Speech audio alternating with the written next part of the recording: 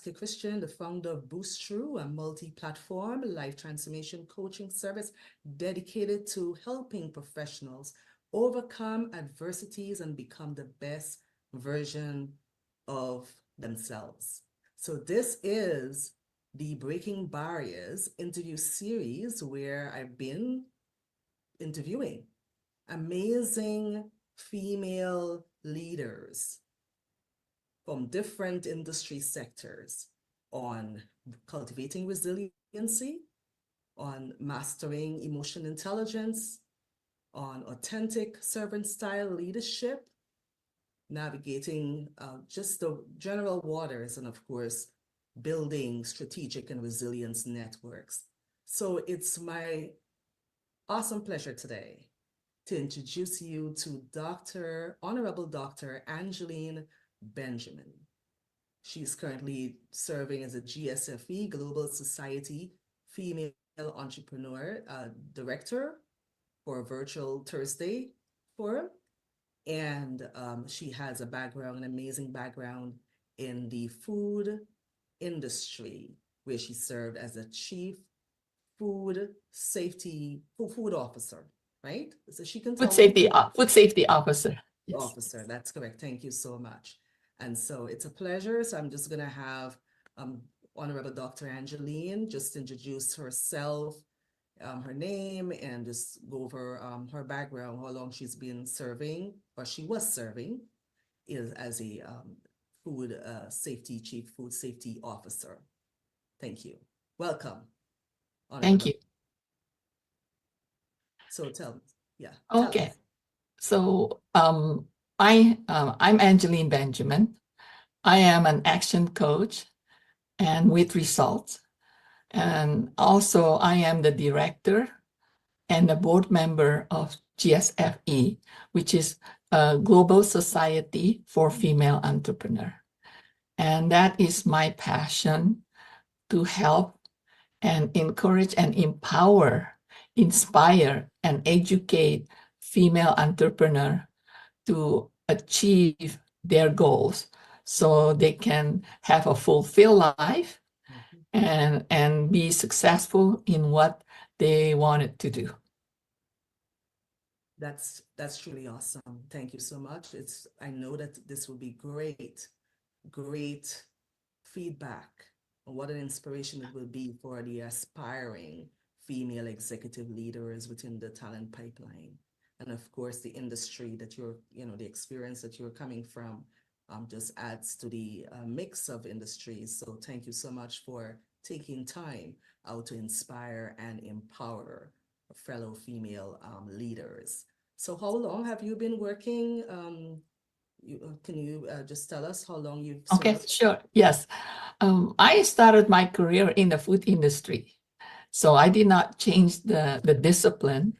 And I actually started as a food technologist. And that's why I think with my career, because I started just as a food technology and learn on the way up, even though I have my bachelor degree and in microbiology.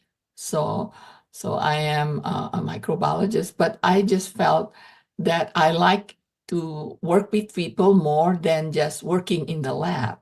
So because of that, I work more and toward the career that deal with people, that communicate with people, and empower and educate and inspiring them. So I started with Western Foods as a food technologist, and then I moved to Denny's restaurant, and again as a quality assurance manager.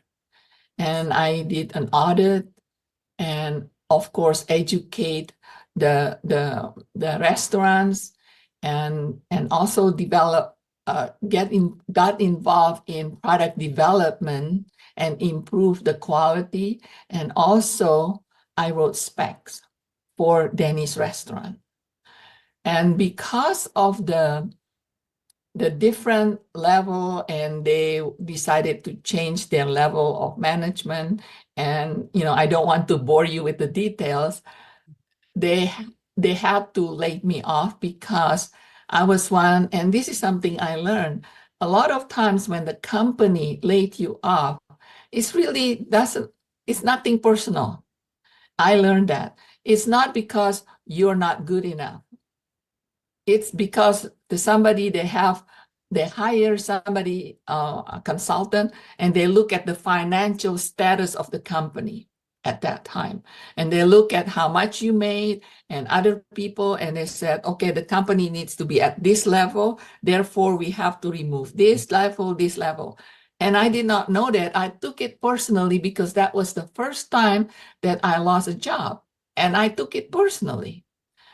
But then a few years later, with the mentorship of other executive, I realized it's nothing personal. They just look at the number, they look at how much you made, and they said, okay, we can do with this. You remove this position. And that's it.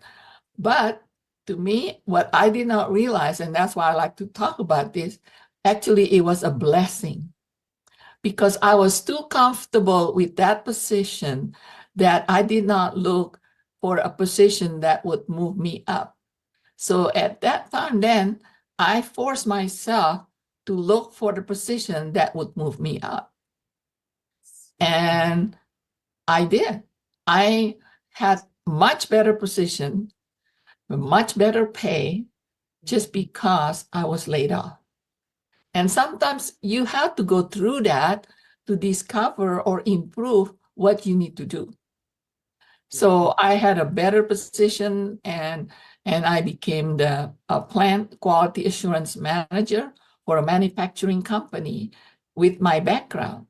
And again, I learned to work with the government officers, federal government officer. And again, that required the skill that you have to work with people and to understand what they want.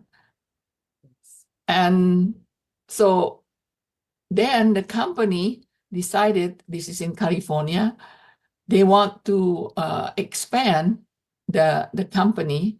And because in California where they are, it just costs too much, they decided to move to South Carolina.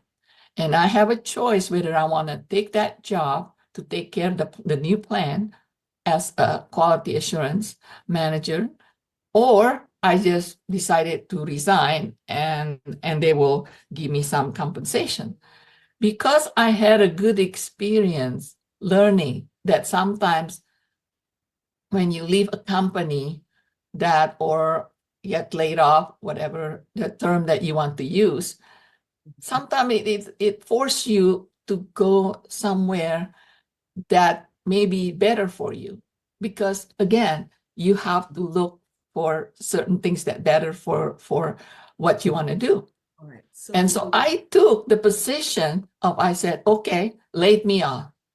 Because I learned before that I can find another job, because I did not want to move to South Carolina. And the reason for that is because at that time I was single. Okay. And then when you're single women, and I look at the town, very small town, I figured, well, that's not a good place for single women to live in there. Hardly any other entertaining place or anything like that for me to have a good social life, being single women. So I said, lay me off. I'll take the compensation. I'll find some other job. And that's when Taco Bell Corporation was actually look at my resume, and they called me right away and wanting to interview. And not only that, I get to interview with the vice president, and the next day they offer me the position. Excellent. And so because they found that it's just the right person that they want to hire, then guess what? I get a better position, a much better pay.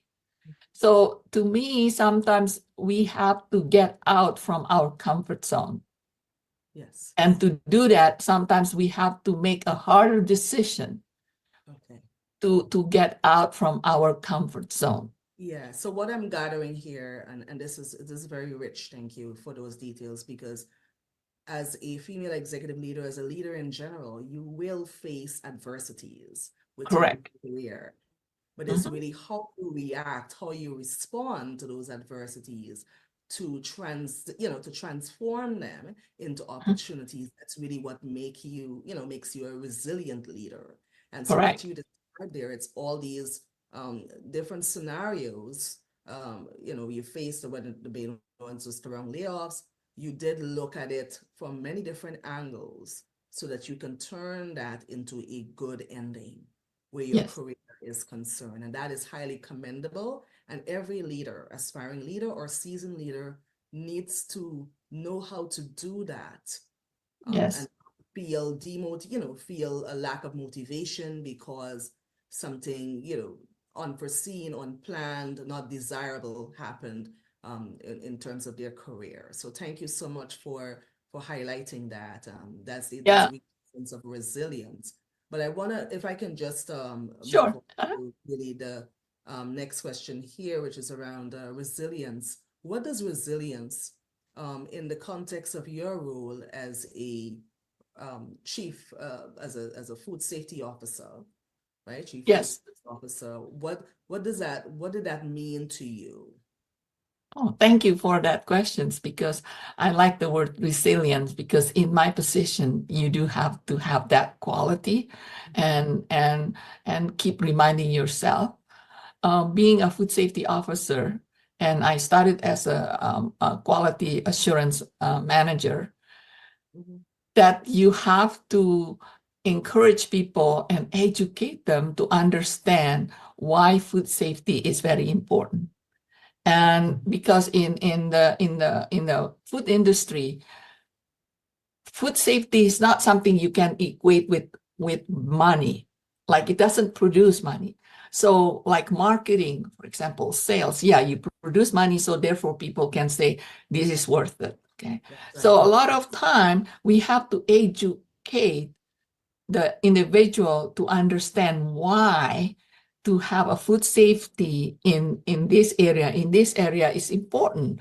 Mhm. And you cannot just say you do this, don't, no question asked. Because if you do that, they maybe only do this when you're around, but when people are not watching, they just go back into their habit.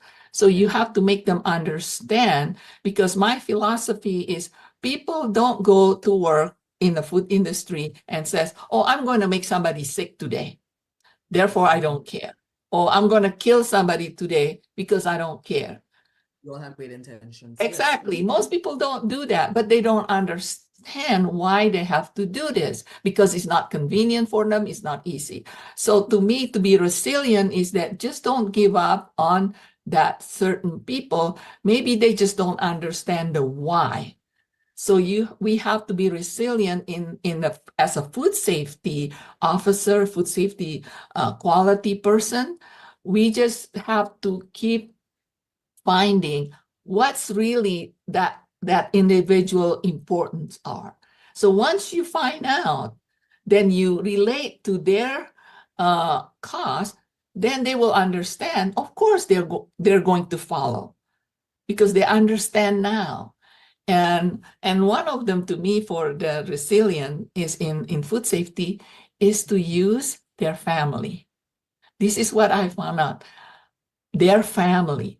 So if they did something and they don't pay attention, let's say in temperature or sanitation. So I ask them, okay, now feed this to your child. They look at me, say, oh no, I'm not going to give that to my child. And I say, why? Mhm. And it clicks to them. Mhm. Okay. So that is just one example, just to be resilient, not to give up on the program, on something. And another example of resilience, just quickly, I proposed to have a food safety checklist, in which many restaurants are doing this now, many years ago. And it's, to them, it's very cumbersome, because every morning you have to start doing that. And it's too many lists to do. So it took me 5 times with different question and different way of asking the board member, all the senior, for them to approve it. So I feel this is very, very important to me. So I just keep asking, but doing it in different way. So to be resilient on your goal, but asking it in a different way. Ask and put a different scenario